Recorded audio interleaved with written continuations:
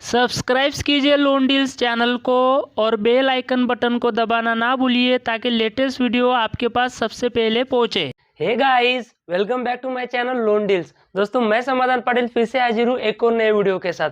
दोस्तों, आज की वीडियो में हम लोग पीएनबी पर्सनल लोन के बारे में डिटेल में इंफॉर्मेशन लेने वाले हैं। दोस्तों, गए वीडियो में सीरीज 6 में हमने बात की थी आईसीआईसीआई बैंक पर्सनल लोन के बारे में। आज हम बात करने वाले पीएनबी पर्सनल लोन के बारे में कि पीएनबी पर्सनल लोन के क्या क्या फीचर्स है, क्या क्या बेनिफिट है और क्या क्या डॉक्यूमेंटेशन आपको लगेंगे। तो चलिए वीडियो शुरू करते हैं।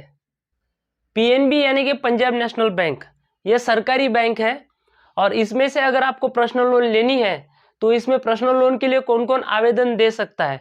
तो पर्सनल लोन लेने के लिए पीएनबी में सैलरीड पर्सन और सेल्फ एम्प्लॉयड ऐसे दो तरह के लोग इसमें आवेदन दे सकते हैं। तो हम सबसे पहले सैलरीड पर्सन के बारे में जान लेते हैं कि सैलरीड पर्सन अगर पीएनबी में पर्सनल लोन के लिए आवेदन देता है तो उसकी एलिजिबिलिटी क्या होती है। पर्सन जिस भी कंपनी में जॉब करता है उस कंपनी की कंटिन्यूटी यानी कि उस कंपनी का उसका जो एक्सपीरियंस है वो कम से कम 2 साल का होना चाहिए, यानी कि उस कंपनी में उसको 2 साल काम करते हुए होने जरूरी होते हैं।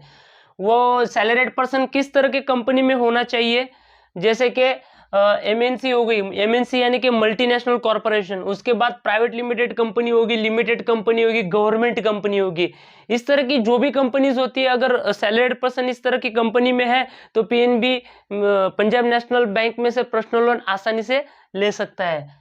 उसके बाद CIBIL score, CIBIL score Punjab national में से पर्सनल लोन लेने के लिए सिबिल स्कोर आपका कम से कम 700 होना चाहिए, यानी कि 700 और 900 के बीच में होना जरूरी है, तभी आप पीएनबी का पर्सनल लोन का लाभ उठा सकते हो। दोस्तों, सिबिल कैसे काम करता है, अगर आपका सिबिल डाउन है उसको बढ़ाना है तो उसके टॉपिक पर मैंने एक डिटेल में वीडियो बनाया है जिसकी लिंक आपको डिस्क्रिप्शन बॉक्स में मिल जाएगी।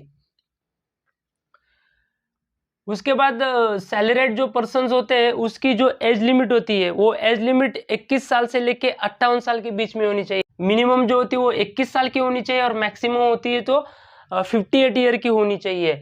और जो सेल्फ एम्प्लॉयड होते हैं उनकी मिनिमम एज 23 ईयर्स की होनी चाहिए और मैक्सिमम एज है वो 65 ईयर्स की होनी चाहिए।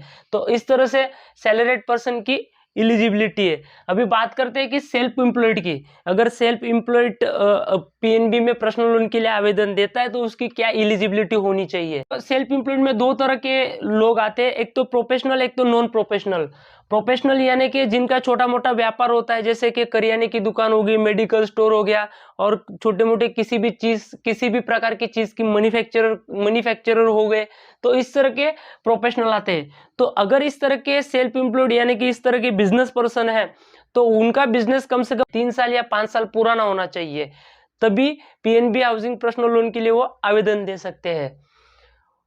उसके बाद जो नॉन प्रोफेशनल होते हैं, नॉन प्रोफेशनल कौन हो गए? नॉन प्रोफेशनल यानी कि CA, doctor, consultant, motor mechanic, उसके बाद अलग अलग प्रकार के लोग होते हैं। तो इस तरह के नॉन प्रोफेशनल लोग हैं। तो नॉन प्रोफेशनल की जो स्टेबिलिटी होती है यानी कि उनके जो जिस भी प्रकार का वो काम करते हैं वो 3 साल पुराना होना चाहिए। सिबिल की बात करें तो में सिबिल 700 या 700 प्लस होना अनिवार्य है। अगर हम लोग टर्नओवर की बात करें तो ये प्रोफेशनल जो होते हैं उनका टर्नओवर कम से कम 20 लाख रुपए का होना चाहिए और उनका टर्नओवर निकालने के बाद उनका जो सालाना प्रॉफिट होता है वो कम से कम 3 लाख रुपए का होना चाहिए।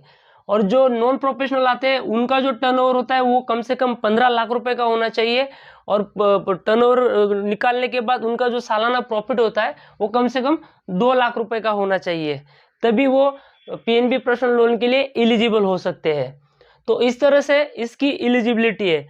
अभी हम बात करते हैं कि अगर पर्सनल लोन लेनी है, बहुत सारी दूसरी बैंकें भी है, तो पीएनबी में से ही क्यों पर्सनल लोन ले, तो इसके क्या क्या बेनिफिट है और क्या क्या फीचर्स है वो भी जान लेते हैं। तो अगर इसकी बेनिफिट की बात करें तो जो रेट ऑफ इंटरेस्ट है वो बहुत ही अन्य कमर्शियल बैंकों के मुकाबले देखो तो इसका रेट ऑफ इंटरेस्ट बहुत ही कम है। इसका जो रेट ऑफ इंटरेस्ट है वो 8.95 से स्टार्ट होता है तो वो 14% तक जाता है। फिर वो निर्भर करेगा आपके सिबिल स्कोर पर और आपके इनकम डॉक्यूमेंट पर।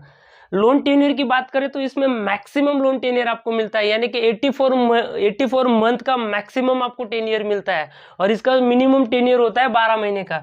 इसमें आप ऑनलाइन आवेदन भी दे सकते हो। अगर आपको बैंक के धक्के नहीं खाना है तो पीएनबी पर्सनल लोन में आप ऑनलाइन भी आवेदन दे सकते हो। अगर आपको ऑनलाइन आवेदन देना है तो लिंक आपको डिस्क्रिप्शन बॉक्स में मिल जाएगी।